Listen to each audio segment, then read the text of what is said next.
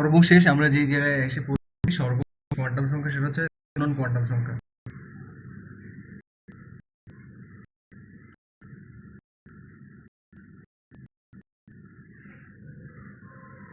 দেখো ভাই, ঘূর্ণন কোয়ান্টাম সংখ্যা সাধারণত এস দ্বারা প্রকাশ করা থাকে এবং এইটা আচ্ছা আচ্ছা আমি একটা সেটা হচ্ছে আহ,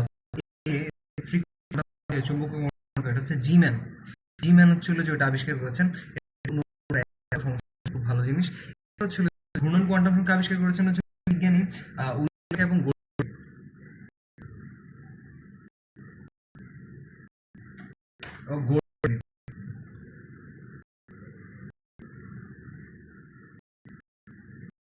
গোল্ডস্মিথ করেছেন। এটা দ্বারা আসলে বোঝানো হয়, তোমাকে বলতে একটা অরবিটাল মধ্যে দুইটা ইলেকট্রন থাকে, দুইটা।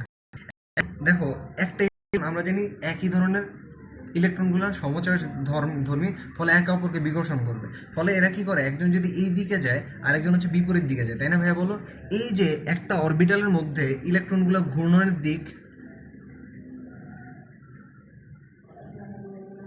অরবিটালে ইলেকট্রন এর ঘূর্ণন ঘূর্ণন দিক নির্দেশ করে দেশ করে এই কোয়ান্টাম সংখ্যা, ঠিক আছে? এই কোয়ান্টাম সংখ্যা কি করে, যে এই যে অরবিটাল ইলেকট্রনটা কোন দিকে ঘুরতেছে সেটা নির্দেশ করে থাকে, ঠিক আছে?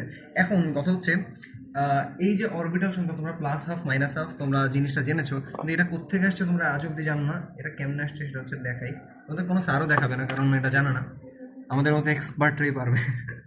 আচ্ছা দেখো, সেটা হচ্ছে এরকম যে ধরো স্পিন সংখ্যা কোত্থেকে আসছে জানো?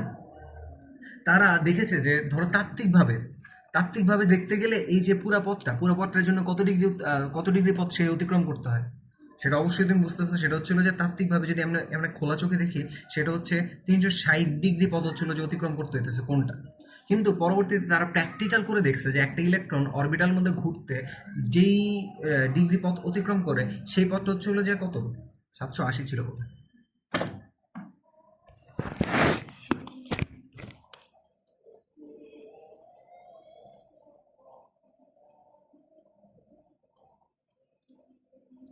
720।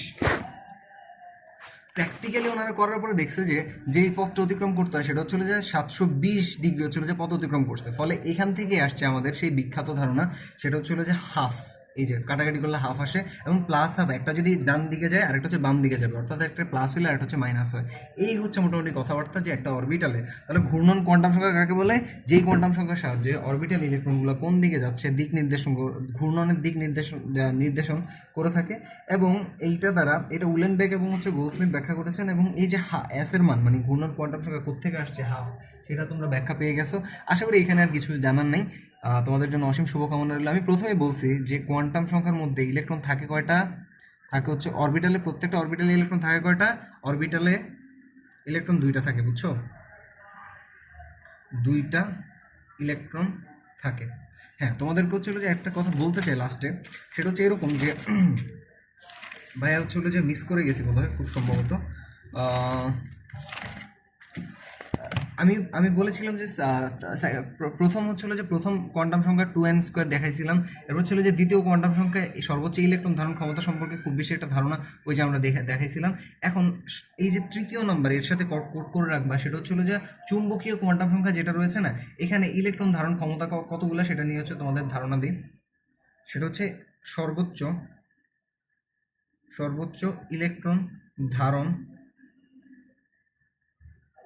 ক্ষমতা ক্ষমতার সূত্র হচ্ছে সর্বোচ্চ ইলেকট্রন ধারণ করতে পারে কয়টা জানো, 2 × 2l+1, এতগুলো হচ্ছিল যে ইলেকট্রন ধারণ ক্ষমতা সে করতে পারবে। তো এই হচ্ছে এটা। তাহলে প্রথমত প্রধান কোয়ান্টাম সংখ্যার সাহায্যে আমরা কয়টা ইলেকট্রন ধারণ করতে পারবে, এটা হচ্ছে 2n²। এবং সেকেন্ডারি কোয়ান্টাম সংখ্যা ইলেকট্রন ধারণের কোনো ব্যবসা নেই। কিন্তু থার্ড যেটা হচ্ছে চুম্বকীয় কোয়ান্টাম সংখ্যা, এর মাধ্যমে আমরা কতগুলো ইলেকট্রন ধারণ করতে পারবে, এক একটা অরবিটাল বা একটা উপশক্তি স্তর কতগুলো অরবিটাল কতগুলো ইলেকট্রন ধারণ করতে পারবে সেই সম্পর্কে ধারণা পাই। সেটা হচ্ছে 2 × 2l+1।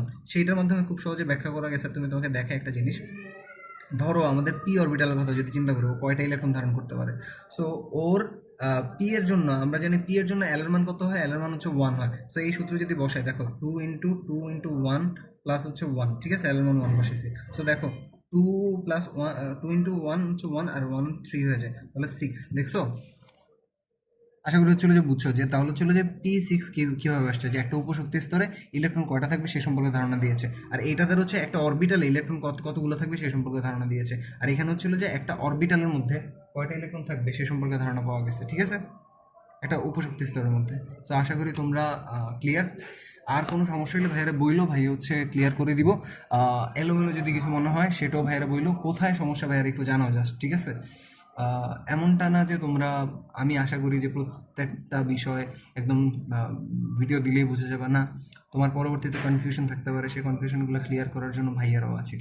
সো তোমাদের জন্য শুভকামনা রইলো, আজকের মতো এখানেই থাকুক, আবার দেখা হবে, আবার কোনো প্রবলেম, বিশাল করে প্রবলেম ভাইয়াদের দিবা, ভাইয়ারা সুন্দর করে শেষ করে ফেলবো। আর তোমাদের কাছে আমি খুবই দুঃখিত যে ভাই দেখো, তুমি হচ্ছিল যে 2টা টপিক দিছো এবং বিশাল বড় বড় 2টা ক্লাস নেওয়ার জন্য, নেওয়ার মতো হচ্ছে টাইম লাগে। এখন কথা হচ্ছে, তাহলে এই যে কোয়ান্টাম সংখ্যা, এটা হচ্ছে একটা ক্লাস, আর একটা হচ্ছে হলো যে তোমার বোরের হচ্ছে আর একটা ক্লাস। এখন এইটা করার জন্য ভাইয়া কি করছে, প্রথমে 2টা ভিডিও বানাইছি, একটা হচ্ছে হলো যে 40 মিনিটের, একটা 50 মিনিটের ভিডিও বানাইছি। তো এরপর আমি অনেক চেষ্টা করছি ওই ভিডিও পাঠানো যাচ্ছে না, পরে আমি কি করলাম, পাঠিয়ে দিলাম হচ্ছে তোমার ওই ইউটিউবে আপলোড করার বুদ্ধি পাইলাম, ইউটিউবে আপলোড হচ্ছিল না। সো আমি কিছুই করতে পারিনি, পরে আবার সকালে উঠে হচ্ছিল যে তোমার ছোট ছোট ভিডিও বানিয়েছি, এখন পাঠাচ্ছি। সো তোমাদের সহযোগিতা চাই, বুঝছো, তোমাদের কাছ থেকে তো আমরা আর কিছুই চাচ্ছি না, ভালোবাসাটুকু দিও, আর হচ্ছে সহযোগিতা চাই, এভাবে ভাইয়ারা তোমাদের পাশে থাকবো, ভাইয়াদের উপর বিশ্বাস রাখবো আর কি। আল্লাহ হাফিজ, বাই।